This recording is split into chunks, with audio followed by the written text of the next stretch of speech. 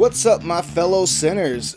Welcome back to The Raging Atheist. I am The Raging Atheist, and today we're going to talk about Hurricane Harvey, and we're going to talk about Christian fucks that like to pretend they're Christian and they're these great people, but then in times of adversity, we see how they really are.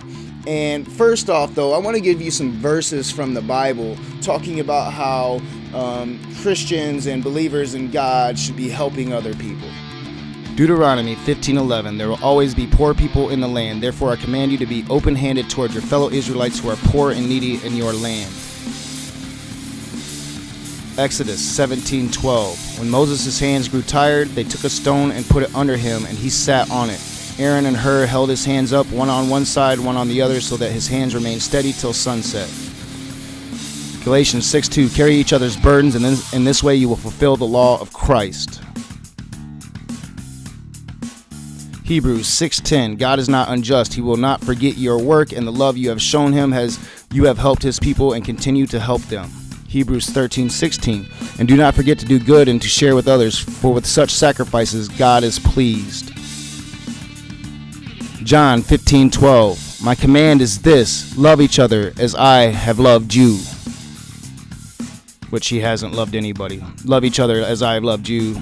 Kill everybody like I killed everybody in the great flood. That's how much I love you. John 15:13, greater love has no one than this, to lay down one's life for one's friends. Luke 6:38, give and it will be given to you. A good measure, pressed down, shaken together, and running over, will be poured into your lap. For with the measure you use, it will be measured to you. So we see that in their own Bible, they're told that they're supposed to be helping people and they're supposed to love everybody, and we know that they don't do that. We know that they pick and choose what they want from their Bible. We know that they don't read it from beginning to end, at least most of them don't, and they only go by what their preachers say. But who are these preachers? Well, one of the most famous evangelical preachers in the world is Joel Osteen, however the hell you pronounce his name. Now, he has one of the biggest mega churches in the world, and it happens to sit down in Houston that just got hit by Hurricane Harvey. And the big controversy was he wasn't letting people in. He wasn't helping people. He wasn't doing anything. He had his doors closed. Here, if you don't trust me, check out the video that went viral about it. All right, so here we are. How do I turn this around? We're going to Joel Osteen's church because everyone thinks he's fucking flooded, and he's not. Here we go. Oh my God, look at all that water. The damage is devastating. Joel, how will you ever survive? I don't know how they're going to survive. Yeah, we got 7 people. 7 people watching. Are you swimming yet? Are you swimming, Eric? You swimming to Joel Osteen? Look at that river we got to cross. Oh my God, look at that river. Or, no, oh, there it is. Jesus. Thank God we got a canoe. Somebody call Chancey Glover because we need to be rescued. Y'all, bless his heart. Joel Osteen, he's done enough for America and Houston. Here we go.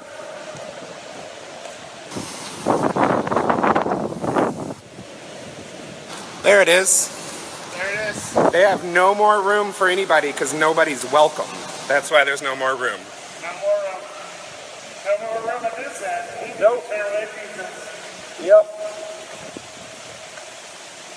Now, this became a huge controversy. It blew up all over the internet. And, honestly, I'm surprised that it took me so long to cover this controversy, seeing how Joel Osteen, or Osteen, is one of the people that I'm really trying to call out, that I'm really trying to pick on a lot.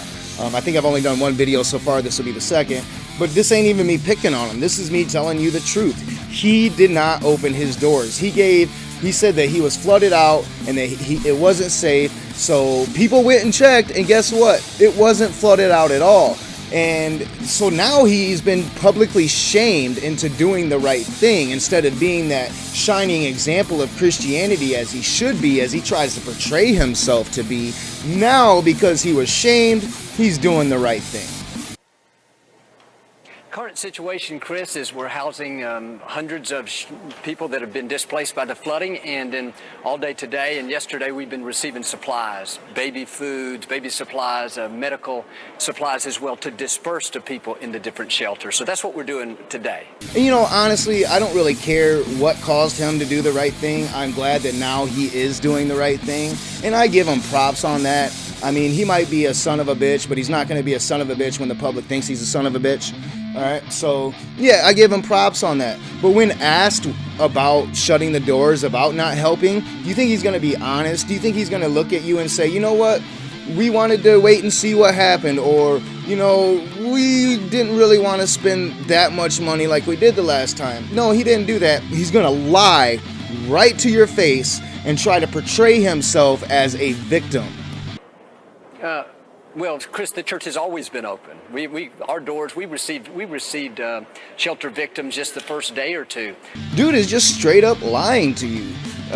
He turned people away. He told them to go somewhere else. He told them that he was flooded and he couldn't take people in. Now, maybe he did take in a few that first day. Maybe he took in a few of his richest donors, the people that give him the most money. Maybe if those people had been displaced, he's like, you know what, come on in.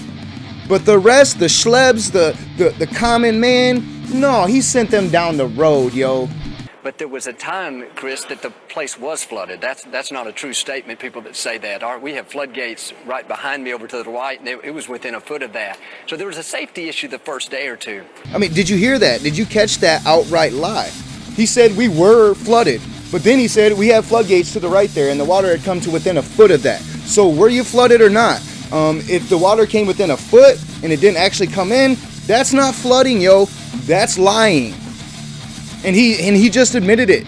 And look at him. He can't tell you a fucking truth. He is stammering. Oh, blah, blah, blah. Blah, blah, blah. What the hell, dude? What the hell? Just tell us the truth.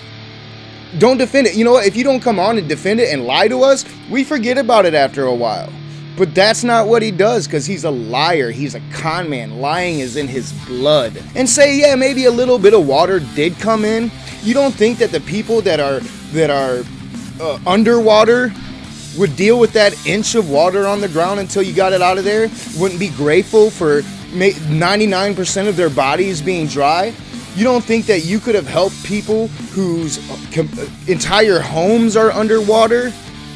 But no, you didn't even get flooded. We have the videotape to prove it, and we have your own words saying that the water only came within a foot. So it never came in. So you're a liar. I mean, you're seeing, you know as well as I do, this was a huge storm. But the idea that we wouldn't receive people, I mean, we've been here in this community for 60 years. In Allison, Tropical Storm Allison, we housed 3,000 people. So we've always been open. And this is the argument that people that support this douchebag give you, that, well, he did it during the last hurricane. All right, like, it's not possible that he looked at the cost of that he looked at how much money he lost, he looked at the damage done to his place, and he decided, you know what? Fuck that. I ain't gonna do that shit again. That's not possible. This greedy son of a bitch who only reaps lavish rewards upon himself based on the money that his parishioners make. You don't think that this dude is worried about the bottom line? There's a big shelter 4 miles away, the city shelter that has all the dormitories. Once they filled up, people started coming here. But how this notion got started that we're not a shelter and we're not taking people in is a false narrative. Yeah, yo, there's that community shop down the road, and we sent them all there. And we was always open once they filled up. We were always open once they filled up. You know, we sent them to the ghetto. This place right here, this is for rich white folk. Get the fuck out of here, dude. You don't think anybody sees through your shit? You don't think people can see through your bullshit right now? People need to shame this dude, this liar, this scumbag into oblivion. We need to bankrupt this dude. We need to make him see how it feels to not have no help. Because guess what? He's rich based on the help of the people he cons. Were people ever turned away? We don't turn anybody away. People came at some point, and we would take them to different shelters, or they chose to go to other shelters, but nobody's turned away. But the first day or two, I think it happened on Friday, Saturday, and Sunday. That's when this building was not accessible. It can look like it's high and dry, but they can't see behind us that, we would never put people in here until we know that it's safe, and it was not safe at those days, I can tell you. You see him stammering? Do you see him lying? I didn't think Christians were supposed to lie. I mean, he's sitting there, no, he didn't turn anybody away. They came, but then they just decided to go down to the other shelter. That doesn't make any sense. Why did they come to you? Why did they come to you if they were just going to decide to go 4 miles down the road? Why didn't they go there first? No, because you turned them away, you dickhead. And then you're going to lie about it. You're disgusting. You know, I was raised by my dad to hate a liar. And, you know, I'm not going to sit here and pretend that I've never lied before. You know, I did when I was young. I did a lot, but I grew out of it. I yearned to become a better human being. And I try really hard not to lie. I try to go by my perception. Now, falsehoods in perception is not lying. That's a falsehood in your perception. I can only go by my perception, whether that perception's accurate or not. But I try really hard not to lie. And you know what my dad always said, how you can tell a liar? Is if they can't look you in the eye, if they're blinking nonstop. And look at Joel Osteen's eyes as he's talking. Go back and look at all the clips that I showed you. Constant eye movement, constant blinking. If he's asked a question and he's about to lie, notice how he swallows dryly before he answers. These are all signs of a liar. And this is what my dad taught me. If somebody can't look you in the eye, don't believe them. As always, I am the Raging Atheist, calling out these douchebag religious fucks. If you like my videos, hit that like button, subscribe to my channel, share me on your social media, comment in the comment section below.